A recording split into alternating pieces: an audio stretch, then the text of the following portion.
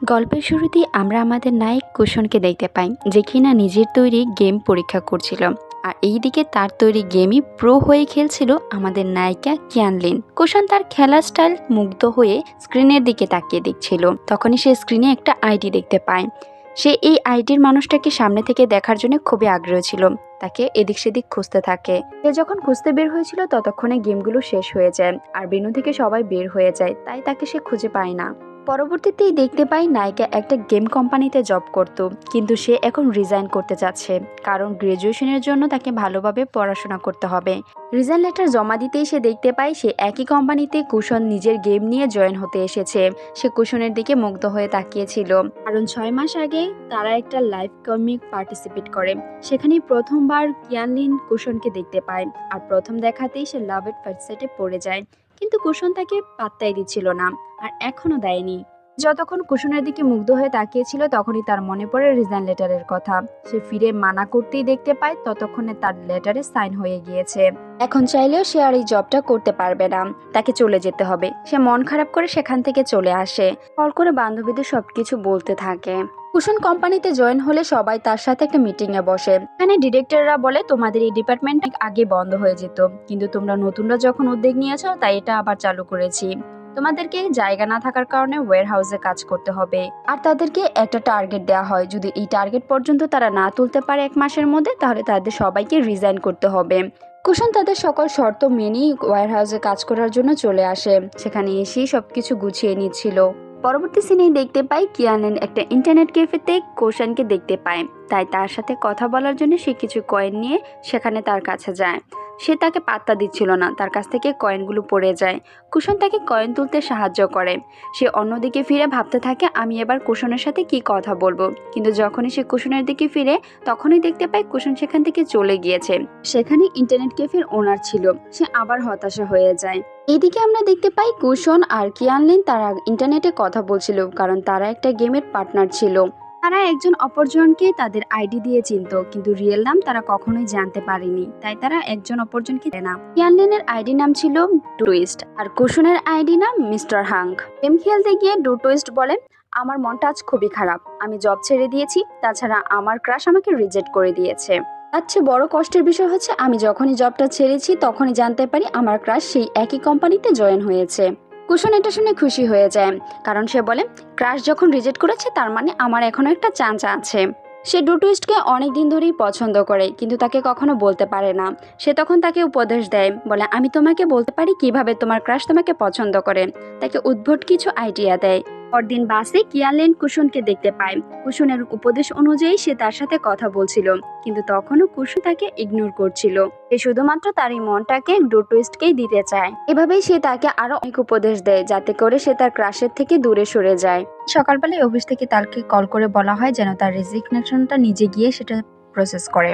তাই সে অফিসে যায় এক নজর শুধু কুশনকে দেখার জন্য। সে তাকে লিফটে দেখতে পায়, তাই লিফটের দিকে যায়, আর কুশন তখন লিফটের দরজা আটকে দেয়। সে মনে করে সে নিজের জন্য এটা করে, তাই তাকে ধন্যবাদ জানায়। কিছুক্ষণ পরই কুশনের বন্ধু চলে আসে। সে তখন বুঝতে পারে এটা তার জন্য না, আর কিছুক্ষণ পরেই তার চুল লিফটের দরজায় আটকে যায়। তখন সে প্যানিক খেয়ে যায়। কুশন তার চুল সরিয়ে দিয়ে বলে কিছুই হয়নি, অযথা প্যানিক করেছো। সে তখন নিজে নিজে বলতে থাকে এটা সত্যি অনেক এম্বারেসিং ছিল। তারপর সে বের হয়ে এইচআর এর সাথে দেখা করে। তাকে বলে আচ্ছা আমার রেজিগনেশনটা কি কোনোভাবে উইথড্র করা যাবে না? ডক্টর বলে তুমি তো আমাদের কোম্পানির রুলগুলো জানো, তাই আমার মনে হয় এটা সহজ হবে না, তুমি চাইলে অন্য কোম্পানিতে ট্রাই করে দেখতে পারো। সে বলে ঠিক আছে। কিছুক্ষণ পর সে কলিগদের সাথে কথা বলছিল, তখনই সেখানে অফিসের সকল কম্পিউটারের মধ্যে ভাগ চলে আসছে। ভাগ এমন একটা ভাইরাস যেটা কম্পিউটারের সকল ডাটাগুলোকে মুছে দেয়, তাই সবাই অনেকটা চিন্তিত হয়ে পড়ছিল। তখনই সেখান থেকে আমাদের নায়ক কুশন যাচ্ছিল। সে বলে আমি একবার দেখতে পারি। তারপর সে এই ভাগগুলোকে সলভ করে। তার এই সলভ করার টেকনিক দেখে সবাই অনেকটা অবাক হয়ে যায়। নায়িকা মুগ্ধ হয়ে তার দিকে তাকিয়ে থাকে। ম্যানেজার বলে তোমার ভাগ্য ভালো, তাই তুমি প্রথমবারেই সফল হয়ে গিয়েছো। সে কোনো কিছু পাত্তা না করে নিজের অফিসের দিকে চলে যায়। পরবর্তীতে দেখতে পাই নায়িকা তার বন্ধুর সাথে দেখা করার জন্য একটা স্টুডিওতে যায়। এখানে তার বন্ধু লায়ন ডান্স করে, কিন্তু সে তার মাস্ক না খুলেই তার সাথে নানা ধরনের কথা বলতে থাকে। সে ননস্টপ কথা বলছিল, কিন্তু মাস্ক খুলছিল না। কিছুক্ষণ পর মাস্ক খোলার পর সে অবাক হয়ে যায়, কারণ তার বন্ধু ছিল না, সেটা ছিল কুশন। সে বলে তুমি এখানে কেন? কুশন বলে আরে তুমি তো সেই মেয়ে যে আমাদের সাথে রিয়েল লাইফ গেমের মাঝে চিটিং করেছিলে, তাই না? আমি তোমাকে গেমের স্নেক হিসাবেই চিনি। সে অবাক হয়ে সেখানে বসে থাকে। তারপর রুমে ফিরে এসে তার বন্ধুকে বকতে থাকে আর বলে, তোমার তো আজ সেখানে থাকার কথা ছিল, কিন্তু তুমি স্টুডিওতে না থেকে এখানে কি করছো? কে খুঁজতে গিয়ে তুমি জানো আজ আমি কতটা অপমানিত হয়েছি? পরে আমরা দেখতে পাই নায়ক আর নায়িকা তারা গেম খেলছিল। সেখানে নায়ক বলে, আচ্ছা তোমার মুড কিছুদিন যাবৎ খুবই খারাপ থাকে কেন? নায়িকা বলে, তুমি জানো না, একটা মেয়ে পটানোর চেয়ে একটা ছেলে পটানো সত্যি অনেক কষ্টের। আমি তো অনেক ক্লান্ত হয়ে গিয়েছি, কিন্তু আমি হাল ছাড়বো না। নায়ক অনেকটা মন খারাপ করে। তারপর সে কিয়ানলিনের টার্গেটকে মেরে ফেলে। কিয়ানলিন বলে, তুমি এটা কি করছো? সে বলে, ভালোবাসা মানে হচ্ছে যেটা ছিনিয়ে নেওয়া, এমন না তাকে ছেড়ে দেওয়া, তাই আমি ছিনিয়ে নিয়েছি। তারপর তারা গেম শেষ করে। পরবর্তী সিনেই দেখানো হয় নায়িকা নতুন একটা কোম্পানিতে ইন্টারভিউ দিতে যায়। সেখানে তাকে একটা কল করা হয়, যেটা তার ম্যানেজার করে। সে কল রিসিভ করতেই ম্যানেজার বলে, তোমার রেজিগনেশন লেটারটা উইথড্র করা হয়েছে আর তোমাকে আগের থেকে স্যালারি বাড়িয়ে দেওয়া হবে, তাই যত দ্রুত পারো কোম্পানিতে জয়েন করো। সে খুশি হয়ে যায়, বলে ঠিক আছে।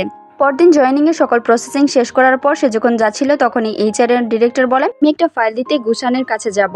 কিয়ানলিন বলে, আমাকে দিন, আমার যাবার রাস্তায় পড়বে, তাই আমি সেটা পৌঁছে দেব। সে খুশি মনে তাকে একবার দেখার জন্য চলে আসে। তারপর তার কাছে আসতে সকল ফাইলগুলো নিচে ফেলে দেয়। তারপর নিচে বসে পড়ে ফাইলগুলো কুড়ানোর জন্য। বলে, তোমাকে কোনো হেল্পের প্রয়োজন? কিয়ানলিন বলে, না। তারপর সে ফাইলগুলো কুড়িয়ে নিজের হাতটা তার দিকে বাড়িয়ে দিতেই দেখতে সে তাকে সাহায্য না করে সেখান থেকে চলে গেছে। সে তার কাছে গিয়ে ফাইলগুলো দিয়ে বলে, এগুলো এইচআর থেকে দিয়েছে সাইন করে দেওয়ার জন্য। কুসান বলে, কোনো কাজ যদি এইচআর এর আমার কাছে থাকে তাহলে তাদেরকেই বলে আসতে, তোমার আসার প্রয়োজন নেই, ফাইলগুলো নিয়ে যেতে পারো। তাকে ইগনোর করতে দেখে সে সেখান থেকে চলে আসে। নিজের কাজের স্টেশনে চলে আসে। সেখানে আসার পরেই তাকে একটা কাজ দেওয়া হয় যে 3 দিনের মধ্যে একটা ডিজাইন করে দিতে হবে। সময় নেই, নিউ ইয়ার থিমের উপর কাজ করতে হবে। সে নিজের কাজ খুব মনোযোগ দিয়ে করছিল, ওভারটাইম করে। অনেক রাত জেগে সে ডিজাইনটা কমপ্লিট করে। সকালবেলা সে তার বসকে সেই ডিজাইনটা দেখায়, কিন্তু বসের সেই ডিজাইনটা পছন্দ হয় না। সে বলে, এটাকে আবার করো। তারপর সে আবার করতে বসে। সেখানে বসে সে ভাবতে থাকে এটাকে আর কি করা যেতে পারে। সে মিস্টার হাংকে এসএমএস করে বলে, আচ্ছা নিউ ইয়ারের ছুটিতে তুমি সবচেয়ে বেশি কি করতে পছন্দ করো? কুসুন উত্তরে বলে, আমি তেমন কিছু পছন্দই করি না, তবে আমি আমার পোষা প্রাণীর সাথে সময় কাটাতে সবচেয়ে বেশি পছন্দ করি। সে সেটা থেকে ইন্সপায়ার হয়ে যায়, বলে ঠিক আছে, তোমাকে অসংখ্য ধন্যবাদ। তারপর সে রাত জেগে আবার নতুন করে সেই ডিজাইনটা কমপ্লিট করে। এবার সে তার পুরনো ডিজাইনের সাথে একটা নতুন পোষা প্রাণী যোগ করে দেয়। এইদিকে কুসুম তার টিমমেটদের সাথে নিজের প্রজেক্টের উপর কাজ করছিল। সে খুবই চেষ্টা করছিল নিজের প্রজেক্টটাকে সুন্দরভাবে প্রেজেন্ট করার। রাতে কাজ শেষ করে সে যখন নামছিল, তখনই সেখানে নায়িকা একটা পোষা প্রাণীর সাথে খেলছিল। তখনই সেখান দিয়ে মোটরসাইকেল আসে। তাদের বাঁচানোর জন্য সে তাকে জড়িয়ে ধরে। নায়িকা তাকে ধন্যবাদ জানায়। কুসুম তার ধন্যবাদের কোনো জবাব না দিয়ে সেখান থেকে চলে আসে। কিছুক্ষণ পর নায়িকা আকাশের তারা আর চাঁদের একটা ছবি পোস্ট করে বলে, আজ আমাদের শহরে এই চাঁদ আর তারাটা খুবই ট্রেন্ডিং এ আছে। কুসুম পোস্টটা দেখা মাত্রই সে খাবার রেখে দৌড়ে বাইরে চলে এসে দেখে সে যেই শহরে আছে সেই একই শহরে সেও আছে। সে বলে, তার মানে আমরা দুজন একই শহরে আছি। তারপর তারা দুজন আবার এসএমএস এ কথা বলতে বলতে বাসায় পৌঁছে যায়। পরদিন কিয়ানলিন তার নিজের ডিজাইনটা বসের সামনে প্রেজেন্ট করে। বস সেটা দেখে অনেকটা খুশি হয়ে যায় আর বলে দ্রুত কাজ শেষ করার জন্য। সে তখন খুশি হয়ে যায়। তারপর রাতে বাসায় বসেই তারা আবার গেম খেলতে শুরু করে। সেখানে নায়িকা বলে, আমার একটা উপদেশও আমার কোনো কাজে আসছে না, তুমি এসব কি বাজে উপদেশ দিচ্ছ? কুষাণ বলে, তুমি তার সাথে নরম ব্যবহার করো। তুমি কি কখনো কে ড্রামা দেখোনি? নায়িকা কিভাবে নায়ককে ইমপ্রেস করে সেখানেই তুমি ভালোভাবে দেখতে পারবে। কুষাণের বিজনেস পার্টনার তার বন্ধু জিয়াং একটা রেস্টুরেন্টে বসে তার মেসেজের উত্তর দিচ্ছিল। সেখানে তারা তাদের বিজনেস নিয়ে কথা বলছিল আর তাদের প্রতিপক্ষ একজন তাদের সেই কথা শুনে ফেলে। সে তাকে বলে, আপনি এখানে কেন? সে বলে, আমি আমার বন্ধুর সাথে দেখা করতে এসেছি। সে তাকে বসতে বলে। উত্তরে সে বলে, কাজ আছে তাই চলে যাই। কুষাণ তাকে চলে যেতে দেখে বলে, কি হয়েছে? সে এত দ্রুত কোথায় চলে যাচ্ছে? জিয়াং বলে, আমি জানি না, জিজ্ঞেস করেছি, পরে বললো একজন বন্ধুর সাথে দেখা করতে এসেছে। কুষাণ বলে, তুমি তার সাথে কথা বলার আগে কি নিয়ে কথা বলেছো? জিয়াং বলে, তোমারই মেসেজের উত্তর দিচ্ছিলাম। কুষাণ তখন বুঝতে পারে যে তাদের আইডিয়াটা তারা বুঝে গেছে। সে তাদের এই আইডিয়াটা কপি করে তাদের হারানোর চেষ্টা করবে। পরদিন সকালে মিটিং এ সেটাই ঘটে। তাদের আইডিয়া কপি করে তারা নতুন একটা গেমকে নতুনভাবে ডেভেলপ করে ফেলে।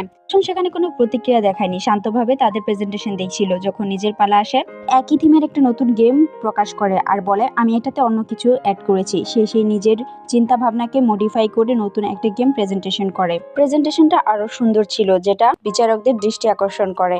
ফলে তারা বেশি বোর্ডে পাস হয়ে যায়। 1 মাসের মধ্যে নতুন টার্গেট পূরণ করার কারণে তাদেরকে ওয়্যারহাউস থেকে মেন ব্রাঞ্চে নিয়ে যাওয়া হয়। তারা তাদের অফিস গুছাচ্ছিল।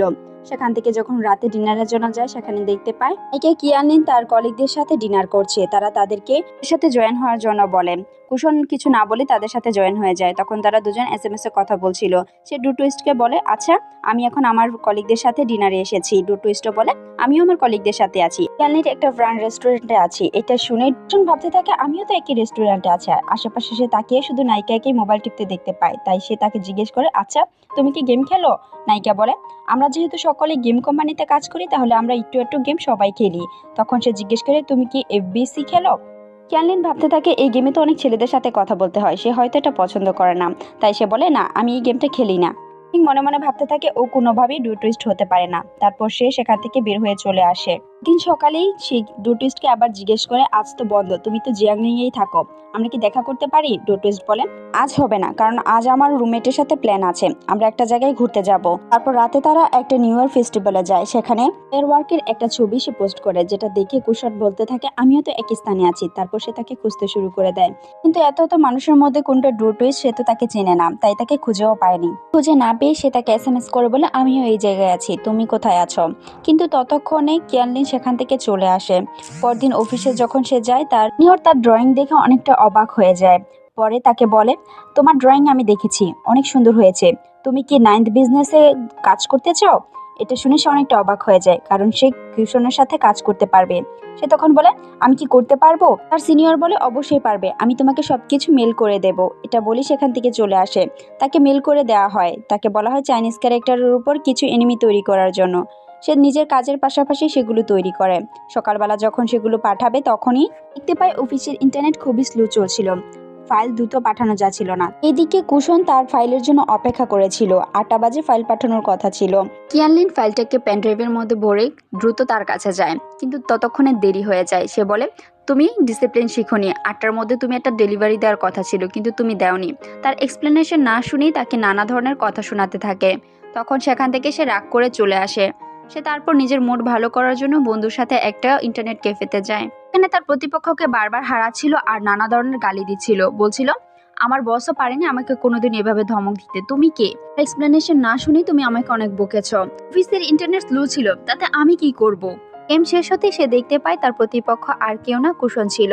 সে তখনও তার উপর রাগ ঝাড়তে থাকে। কুশন নিজের ভুল বুঝতে পারে, তাই তার উপর কোনো কথাই বলে না। সে চলে আসে। সে চলে আসলে তার বন্ধু বলে, তুমি তাকে কিছু বলনি কেন? কুশন বলে, আমি ভুল বুঝে প্রথমে তাকে বকেছি, তাই তার রাগ করা উচিত ছিল। বাসায় ফিরে যখন তারা গেম খেলছিল তখনও সেখানেও কিয়ানলিন নিজের রাগ অন্যের উপর ঝাড়ছিল। কুশন তখন বলে, আচ্ছা কিয়ানলিন আর ডোটুইস দুজনেরই আজ মন খারাপ, তারা কি একজনই?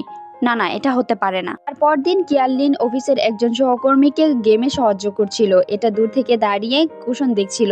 সে বলে, সে তো আমাকে বলেছিল সে কখনো KPS খেলেনি, তাহলে এটা কি?